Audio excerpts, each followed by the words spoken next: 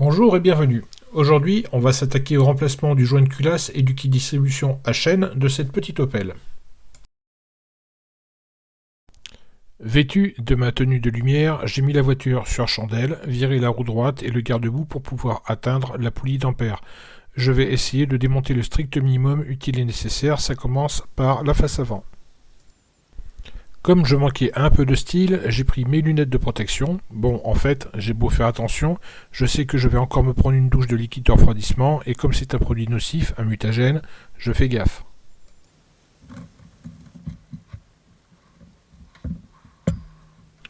Cette pince à collier est quand même vachement pratique pour les colliers ressorts. L'avantage de ces colliers, c'est qu'on ne risque pas d'abîmer les durites en les serrant trop fort.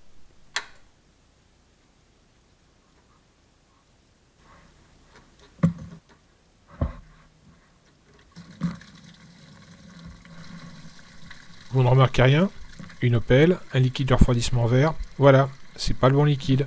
En fonction de la norme, la couleur n'est pas la même et là, c'est du liquide brun qu'il faut. Et du coup, il y a un risque d'incompatibilité avec des éléments du circuit.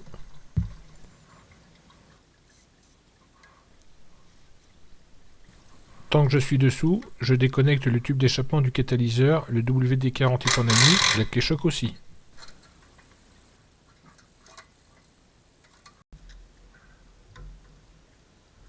Bon, c'est pas indispensable, mais je vais me faciliter la vie en déposant le radiateur.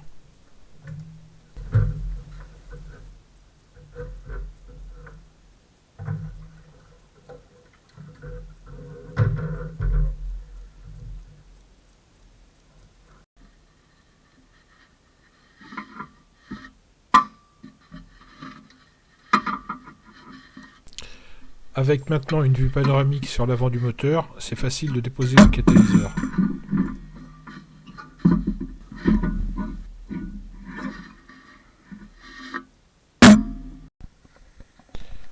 Pour débloquer la vis de poulie de vilebrequin et plus tard l'alternateur, il va falloir jouer sur la hauteur du moteur avec un cric et en déposant bien sûr le support moteur. Ma grosse clé choc nucléaire et ses 720 Nm a été nécessaire pour convaincre la vis. La petite à batterie, donnée pour 980 Nm, pétaradée sans plus d'effet. Tu es toute jaune mais je t'aime quand même.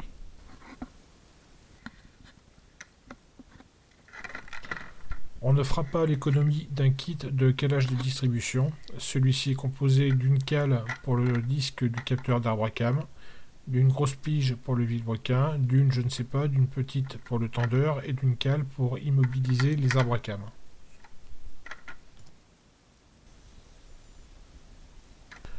Je vous épargne le démontage des tubes, flexibles, boîte à air, repérage et déconnexion de tout ce qui peut être raccordé au haut du moteur. Le moteur est en appui sur son carter, je voulais éviter de le déposer, mais on le verra plus tard, ce n'est pas une bonne idée.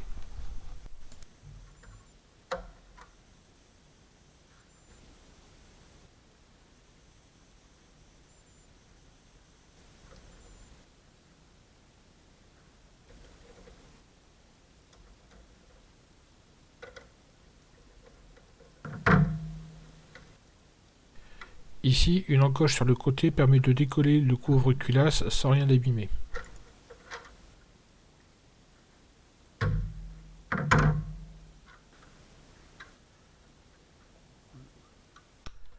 Bon bah celui-là, on va pas l'ouvrir pour rien. La chaîne est détendue et ça peut expliquer les ratés de l'image au ralenti que j'avais constaté.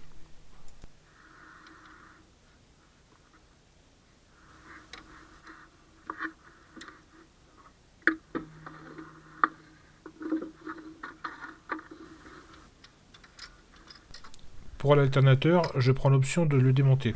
Je ne connais pas ce moteur, alors je préfère vérifier à l'aise que je n'oublie rien sous l'admission.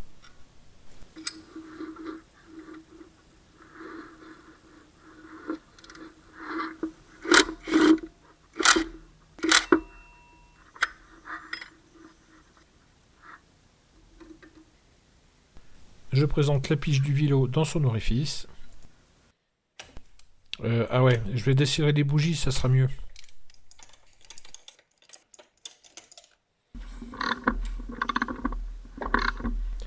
Quand le moteur est calé, les cames du premier cylindre doivent être orientées vers l'extérieur. J'ai la vue qui baisse et j'ai pas encore localisé la marque sur la poulie de vilebrequin. J'approche donc du poids mort en surveillant ces cames.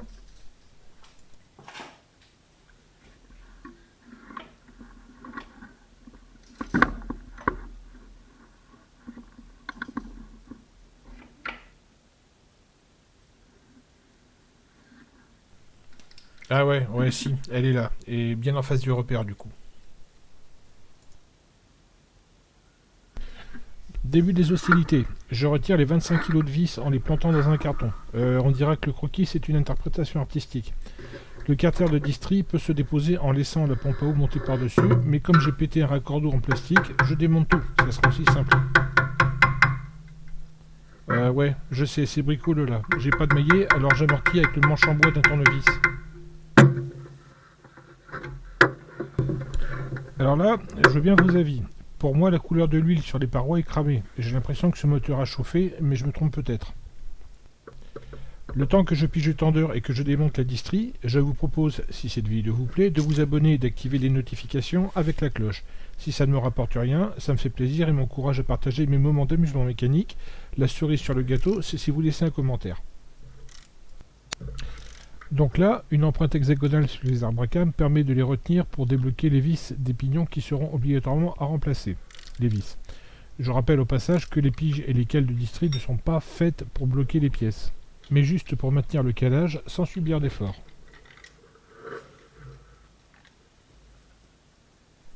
Aucun des 3 guides de chaîne ne présente vraiment de traces d'usure. Pour le fun, j'essaye de mettre en place la cale des arbres à cames, mais rien n'y fait. Ça confirme l'usure de la chaîne et le déphasage des arbres.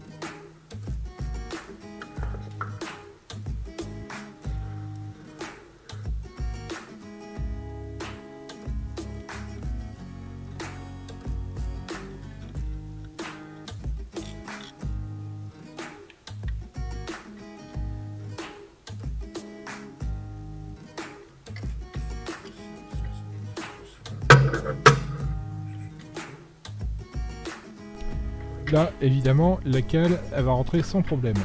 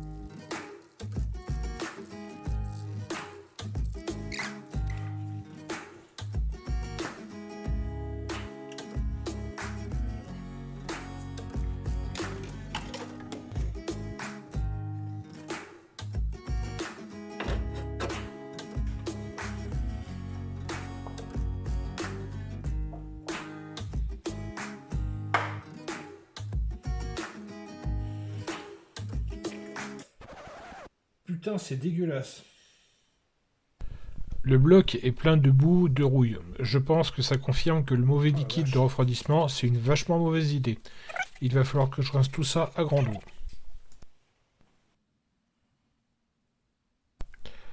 Ça vend pas du rêve pour un moteur qui n'a même pas 150 000 km. C'est de l'huile que j'ai mis dans le fond des cylindres, c'est pour protéger les parois, j'ai eu la main un petit peu lourde. Je passe rapidement sur les heures passionnantes de nettoyage de tous les plans de joint, grattés avec un outil en plastique, pensé au papier grain 400. Pour les plans de joint du carter de district, j'ai pensé d'abord avec du 240 puis du 400. La déformation maximale admise par le constructeur est de 10 centièmes de millimètre. Je pose sur le bloc et la culasse ma règle de mécanicien en essayant de faire passer la plus petite cale qui fait 5 centièmes. La règle est positionnée sur plusieurs hauteurs, plusieurs largeurs et les diagonales. Et youpi, aucune déformation de constater et ça doit être la première bonne surprise de ce moteur. Avant d'attaquer le remontage, je vérifie que les soupapes ferment étanches en laissant de l'huile pendant 10 minutes, rien ne doit fuir.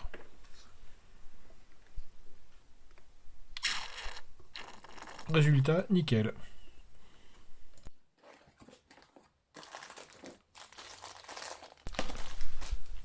Il y a des jours comme ça où c'est un peu Noël. On a donc ici un kit district complet de marque Dolls, parce que c'est le seul que j'ai trouvé avec la visserie, avec la chaîne, les guides, les pignons d'arbre à cam, le pignon de vilebrequin et la fameuse visserie, puis le tendeur.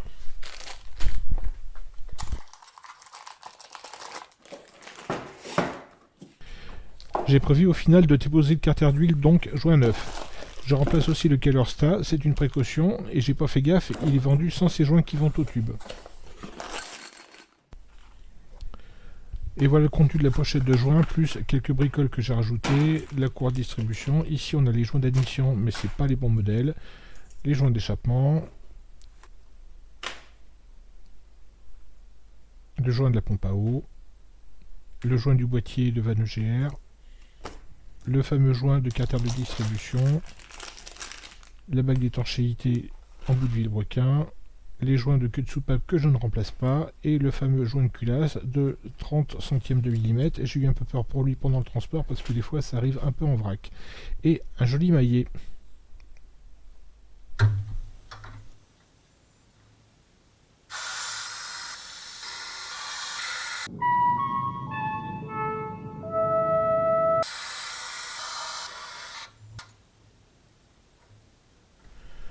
Je vire le démarreur pour pouvoir bloquer le volant moteur et resserrer la vis de moyeu de poulie de vilebrequin au couple 150 Nm plus 45 degrés. Utiliser la piche pour bloquer le vilebrequin serait une bien mauvaise idée. J'ai placé le collecteur d'admission ne sachant pas s'il passerait avec la culasse. Au final si, donc je le retirerai plus tard. Il ne reste plus qu'à dégraisser les plans de joint.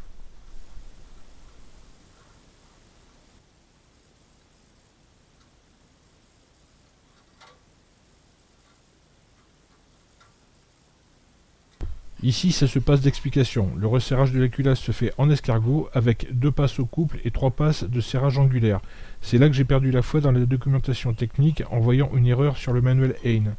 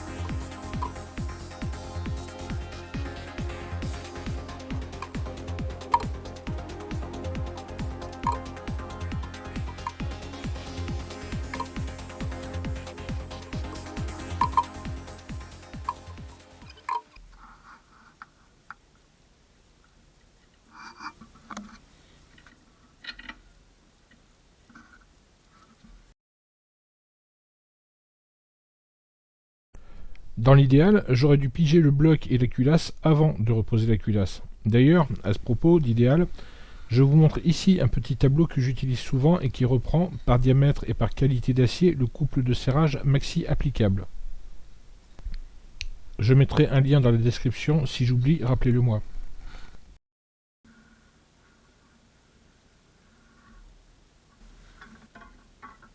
Si je remonte le carter de distri comme ça, je devrais forcer pour comprimer le joint du carter d'huile. Ce n'est donc pas la bonne méthode, les pièces seront montées en contrainte et je suis sûr à peu près que ça ne sera pas étanche.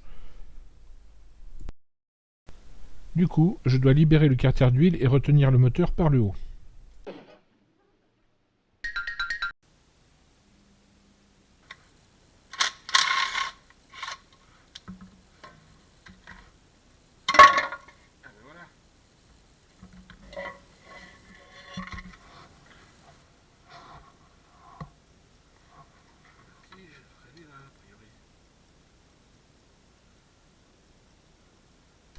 J'en profite pour faire le curieux et voir où s'insère la pige dans le vilebrequin.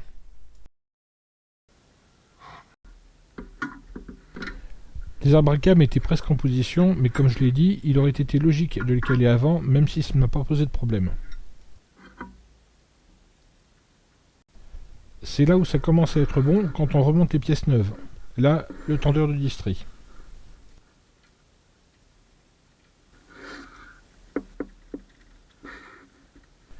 Alors vous, je sais pas, mais moi, serré à 20 Nm des vis de 6 dans un bloc en aluminium, je suis vraiment pas chaud. La limite sur mon tableau indique 10 Nm. J'ai serré légèrement plus au feeling, mais pas au 20 indiqué dans la doc technique. En sachant qu'il y a forcément une marge de précision d'instrument, on dira que c'est nickel.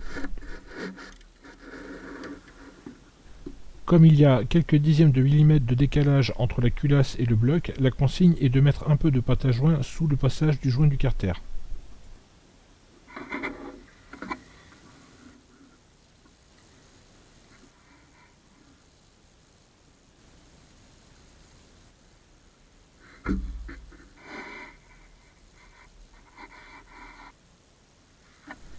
On remonte les éléments neufs de la distribution, le pignon de vilebrequin, les pignons d'arbre à cam qui doivent pour l'instant tourner librement, comme le disque du capteur d'allumage, et enfin je remonte la chaîne.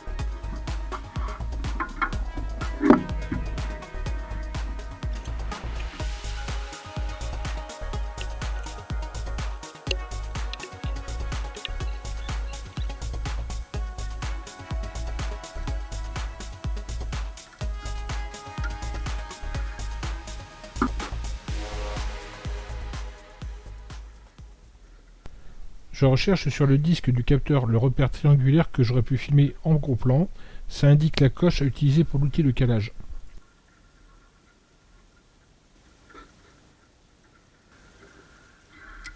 Maintenant que tout est bien calé, je retiens l'arbre à cam avec une clé plate pour serrer au couple, suivi d'un serrage angulaire. Et toujours pour ne pas appliquer le couple de serrage sur les outils de calage, hein, on est d'accord.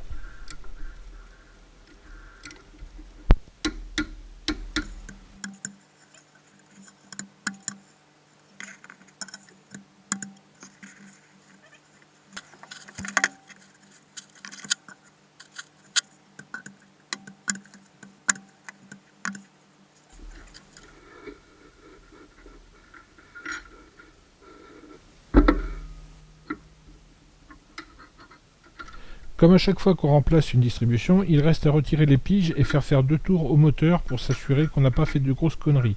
Pour ça, je remonte le moyeu de poulie de Vilo. Ah, ben les 2 tours, on les verra pas. Tout se passe bien jusque là, il reste à vérifier que le calage n'a pas bougé, repige du moteur à nouveau.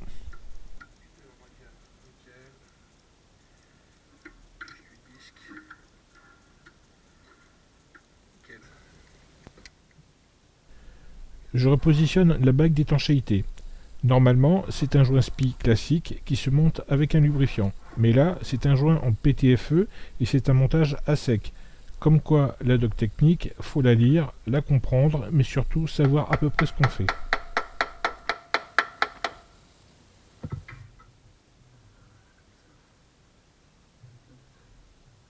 Moment grandiose, d'une main le pied de biche dans les dents du volant moteur, de l'autre la clé dynamométrique, bloquer un, forcer l'autre, ça ripait d'un côté ou de l'autre plusieurs fois.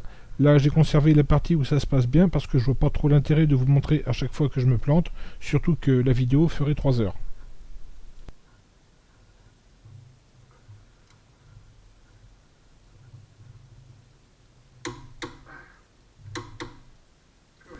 Le serrage est finalisé par un serrage angulaire, sauf que mon capteur ne passe pas, puis de toute façon je ne pourrais pas avoir les yeux sous la voiture en même temps. Je reporte au marqueur les 45 degrés sur la douille à aligner sur une marque faite sur le carter.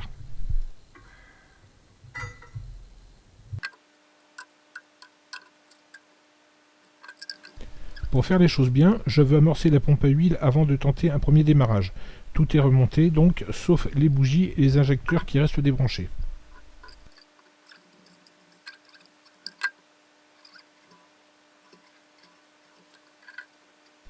Pour l'huile, on est bon, reste à rebrancher la batterie.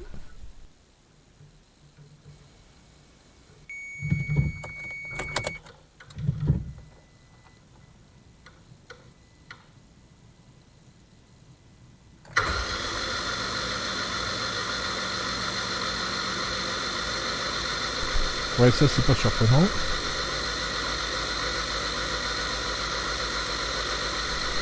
Là honnêtement, je commence à trouver le temps un peu long.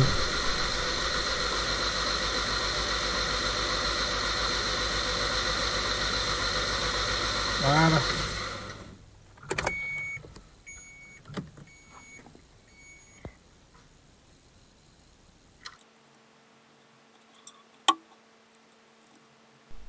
Je remonte les bougies, rebranche les injecteurs et prends le temps de réfléchir à tout ce qui a été démonté, remonté, tout ce qui aurait pu être oublié et qu'est-ce qui ferait que le premier démarrage se passerait mal. Je pense que j'ai rien oublié donc il n'y a plus qu'à.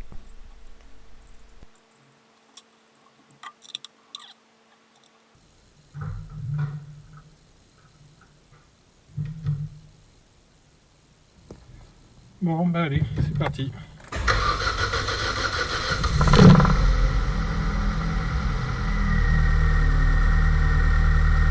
Eh ben, c'est un succès.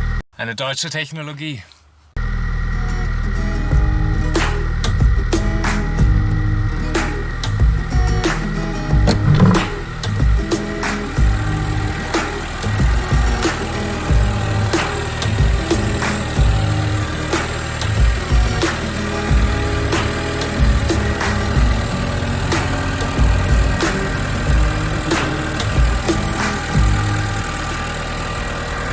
Voilà, j'espère que cette vidéo vous a plu et peut-être même qu'elle vous sera utile. Ce chantier m'a pris au jugé 35 heures de travail et 20 heures de plus pour le montage de la vidéo. Donc n'hésitez pas à m'encourager en vous abonnant. N'hésitez pas non plus à commenter la vidéo, j'essaie de faire des choses utiles, des choses denses, pas trop longues et de faire de la mécanique avec les bons gestes et une approche que je cherche à professionnaliser. Cette petite Agila est maintenant sauvée de la casse, elle va faire le bonheur d'une jeune conductrice.